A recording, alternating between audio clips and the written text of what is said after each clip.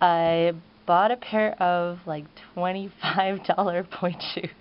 You already know about point shoes, then you can skip ahead. Maybe. So this is a point shoe I'm currently wearing in class. It's almost dead. It's really nasty.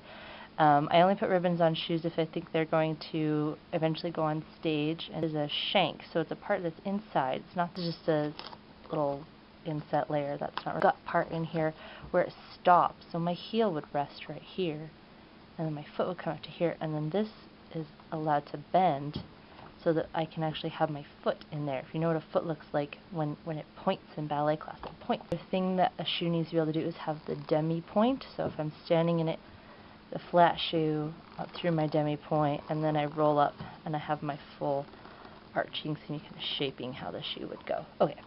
Yeah, this one has a little bit higher shank. Instead of bending down here, it bends more up here. Really quick, just to not leave this out of the discussion, this is a Gainer Minden, and there's a lot of controversy around this. I'm still experimenting and seeing, and it's not a leather or cardboard and glue sole, it's plastic.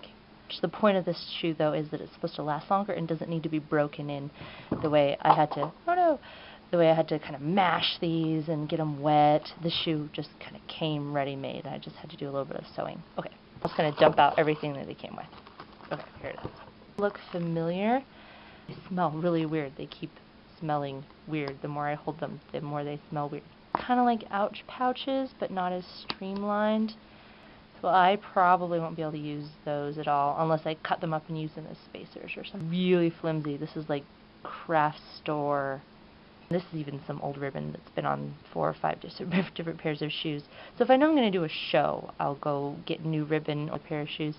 But it's held up. It still feels, it's very strong. And this wraps around my ankle 1 1/2 times and ends up on the inside of my ankle. And this is my outside ribbon. It wraps around 1 1/2 times and also ends up on the inside of my ankle. Tie the knot and tuck it under behind my little heel bone there. So that's what the ribbon is supposed to do. It doesn't go all the way up the knee in little crisscrossies like you might see on greeting cards. It's pretty useless, though, as point shoe ribbon. There's no elastic. I principally use elastic, and I'll re-sew it and re-stitch it until I can wear the shoe comfortably and not have the heel slip off. And remember how I talked about the shank, the inside of the shoe that lets you achieve flexibility.